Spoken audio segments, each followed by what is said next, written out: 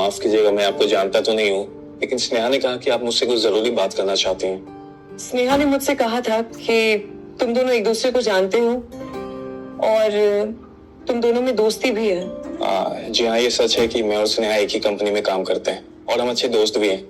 हम कभी कभी कॉफी या डिनर के लिए बाहर भी जाते हैं। मेरा ख्याल है कि स्नेहा ने तुम्हें बताया होगा कि उसकी अभी एक शादी होते होते रह गई है।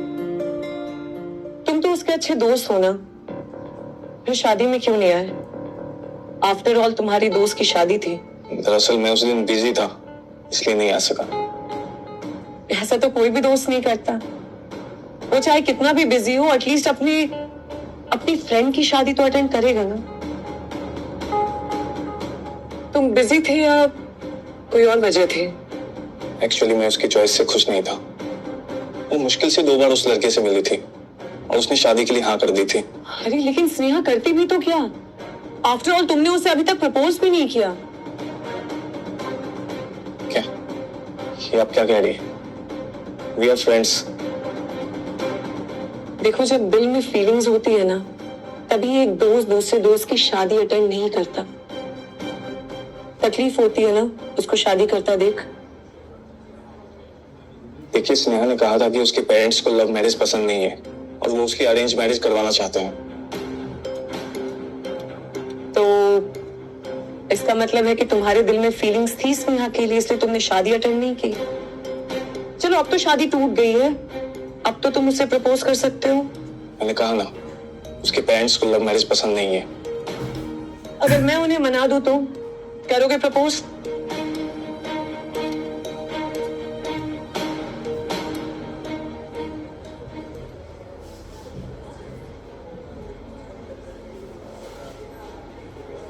दो मिनट।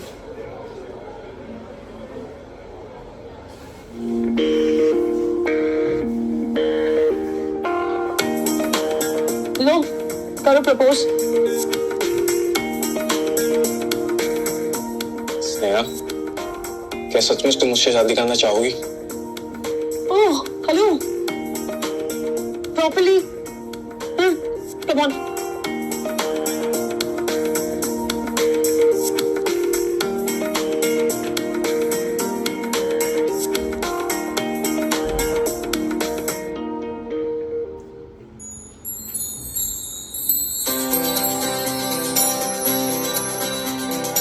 स्नेहा, मैं तुमसे शादी करना चाहता हूँ, क्या तुम्हें मंजूर है? Yes, yes.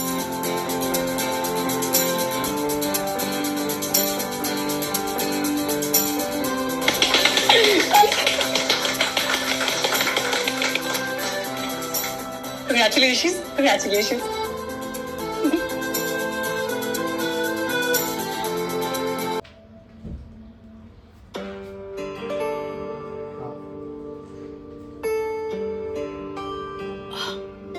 आनंद, एक बात पूछूं? मुझे बस इतना पूछना था कि तुम या तुम्हारे माता पिता इस शादी में दहेज को लेके कुछ चाहते तो नहीं हो ना? तुम ये कैसे बातें कर रही हो स्नेहा? देखो, इस बारे में ना मैं अपने मॉम डैड से कुछ पूछूंगा और अपने मॉम डैड से भी कहना कि वो भी कुछ ना पूछे, ओके? देखो आनंद, एक बार पहले ही मेरी बारात वापस जा चुकी है। उसे मैं अपनी खुशनसीबी समझती हूँ, पर अगर दोबारा ऐसा हुआ ना, तो मेरे पापा को इस बार जरूर दिल का दौरा पड़ जाएगा। स्नेहा, मैं तुम्हें विश्वास दिलाता हूँ, ऐसा कुछ नहीं होगा। बस ये बात नहीं निकालनी है जब तुम्हारे मॉम डैड मेरे मॉम डैड से मिले तो, ओके?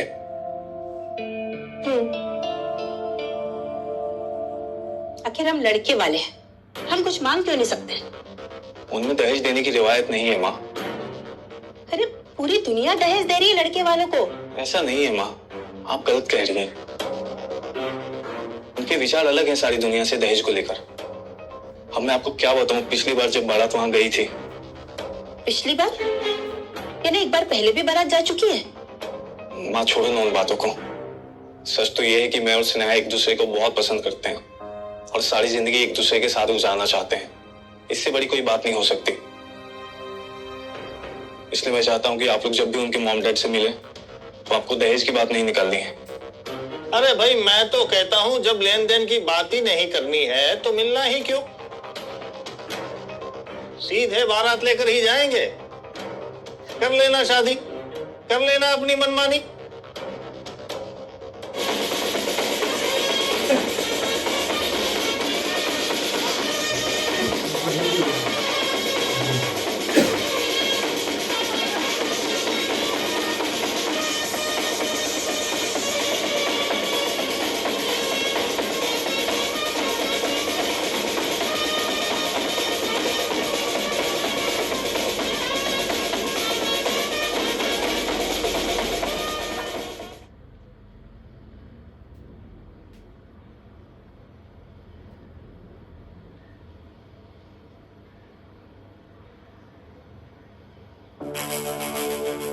भाई साहब, मैं पहले यहाँ आया था। बाराती का स्वागत तो बहुत अच्छे से हुआ था, लेकिन लड़के के माता पिता और लड़के के फूफा को हवालात में रात गुजारनी पड़ी। क्या बात कर रहे हो राणा जी?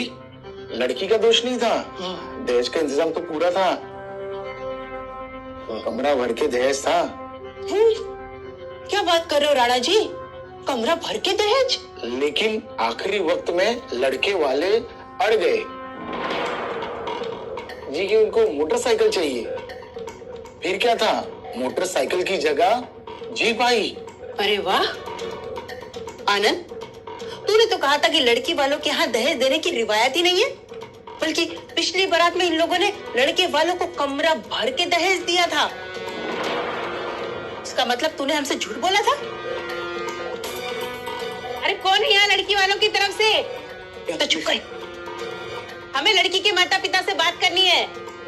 कौन है यहाँ? जी कहीं तुम लड़की वालों की तरफ से हो? वैसे हूँ तो मैं दोनों की तरफ से, लेकिन अगर आपको लड़की वालों को कुछ कहना है तो मैं हाजिर हूँ।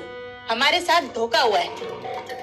हमसे झूठ कहा गया था कि लड़की वालों के यहाँ दहेज देने की रिवायत ही नहीं है, जबकि पिछली बारात में लड़के वालों को इन्होंने कमरा भर के दहेज देने का ऑफर किया था। आनंद, तुम कुछ कहते क्यों नहीं हो? मैं अपनी माँ के खिलाफ नहीं जा सकता। मैंने पूरी कोशिश की। अब जो इन्हें चाहिए वो चाहिए, ताकि घर पे कोई कलेश ना हो। अभी हमारे पास एक लिस्ट है जो हम फेरों से पहले देना चाहते हैं। उसमें लड़की के पिता के हस्ताक्षर हो कि वो हमारी मांगे पूरी करेंगे। अब क्या लिस्ट बनाई है आपने? जो लिस्ट हमने बनाई थी वो अभी मेरे पर्स में ही है।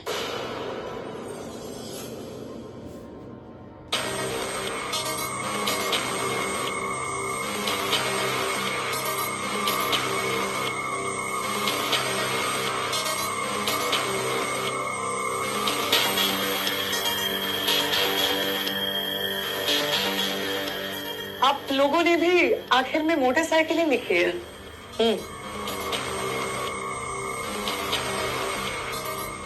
हाँ भाई, हमारे लड़के को मोटरसाइकिल क्यों नहीं मिलनी चाहिए? आखिर क्या कमी है हमारे लड़के में? अच्छा खासा जॉब करता है, और क्या हमने हमारे लड़के की पढ़ाई में खर्च नहीं किया?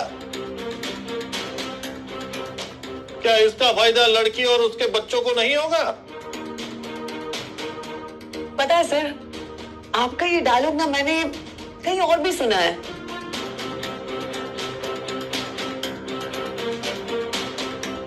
ठीक है, अब तो मैं मोटरसाइकिल आप लोगों को दिलवा के ही रहूंगी। मुझे थोड़ा सा वक्त दीजिए।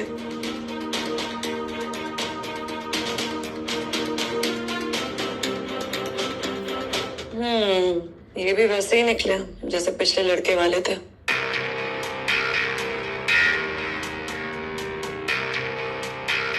हेलो, हाँ जी सर, एक बार मोटरसाइकिल फिर ले आएंगे?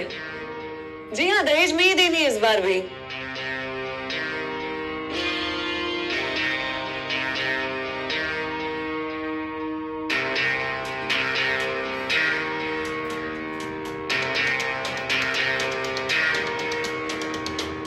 आप लोग बस थोड़ा और इंतजार कर लीजिए, मोटरसाइकिल आती ही होगी। ये- अरे चुप रहो यार, आने दो ना मोटरसाइकिल को। हाँ, शुभ काम में काहे का अरोड़ा लगा रहे हो?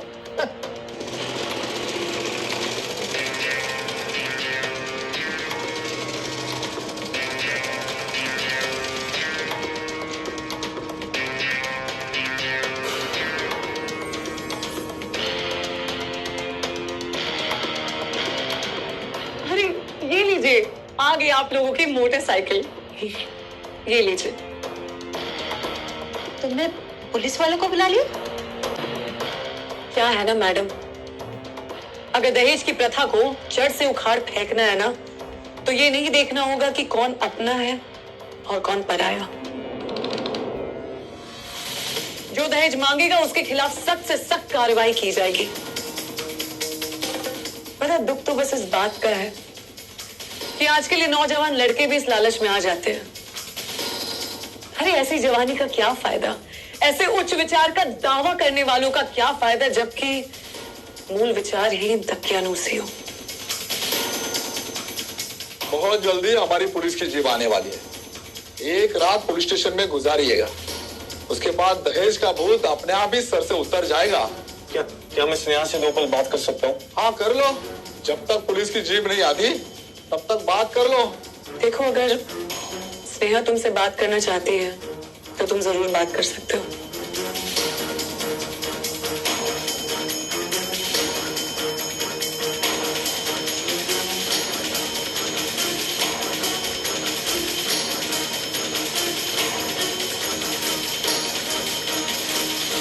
स्नेहा, मैंने पूरी कोशिश की कि दहेज की बात ना की जाए,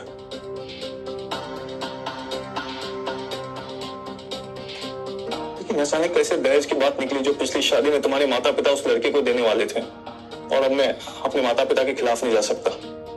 मैं पहले तो नहीं जानती थी कि शादियों में क्या होता था, लेकिन रजनी दीदी ने मेरी आंखें खोल दी है। जहां पे दहेज मांगा जाएगा ना, वहां मेरी शादी नहीं होगी। मुझे बहुत अफसोस है कि तुम और तुम्हारे माता पिता भी ऐसे निकले। आनंद, हम दोस्त रहेंगे, लेकिन ये शादी नहीं हो सकती।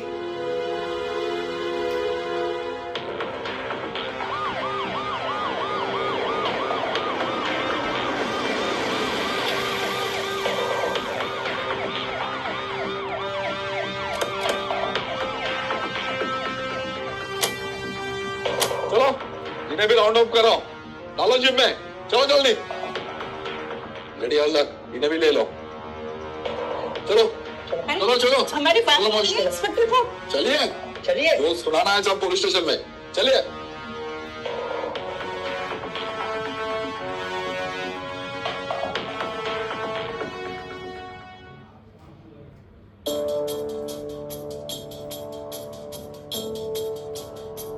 चलो चलो। चलिए चलिए।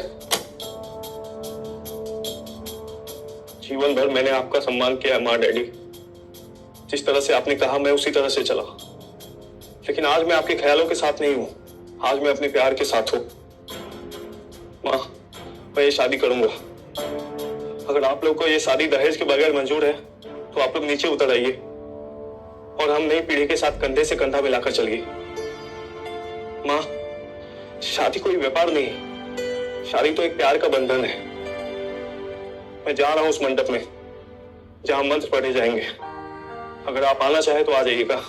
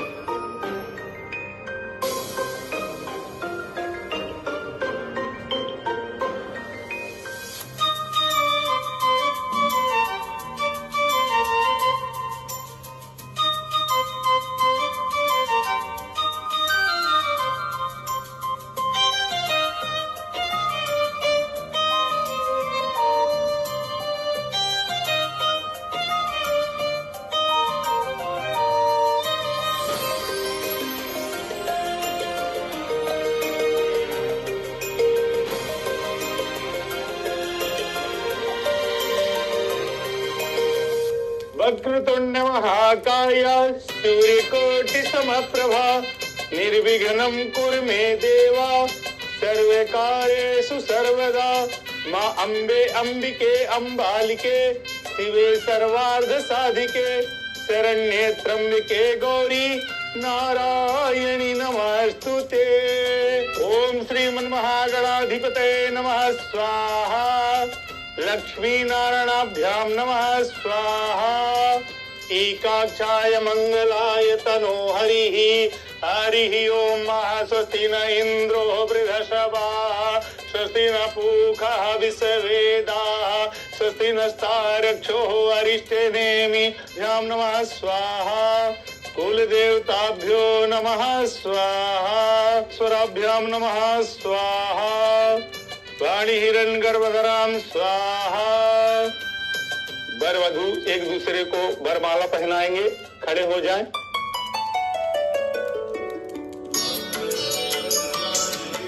भगवान विष्णु मंगलम गरुणध्वज मंगलम पुंडरीकाक्षाय मंगलाय तनो हरि तदेव लगनम सुदिनं तदेव तारावलं चंद्रबलं तदेव देवबलं तदेव लक्ष्मीपते त्र्यं गृह्णामि स्मृयामि।